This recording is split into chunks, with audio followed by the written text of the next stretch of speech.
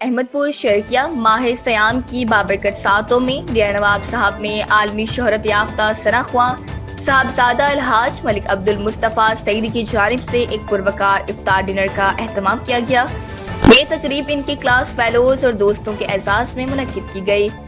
افتتاح حافظ قاری محمد عاقب کی دعائیہ کلمات سے ہوا اور روزہ افطار کے بعد حاضرین پرتکلف کھانے سے لطف اندوز ہوئے۔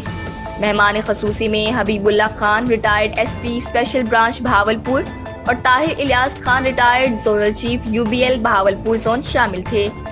تقریب میں جماعت اہل سنت ڈیر نواب صاحب کی سرپرست اعلیٰ ڈاکٹر محمد یاسر حیات قریشی، صدر اور نادر آفیسر میاں محمد خان نائج، قومی امن کمیٹی کے تحصیل جنرل سیکرٹری عبد المجید خان ناسے، اردو ادب کے شاعر شوکت رحیم بھٹی، نوجوان حسیب اللہ خان، ماہر تعلیم جام رضا اللہ لاڑ اور دیگر معززین نے خصوصی شرکت کی۔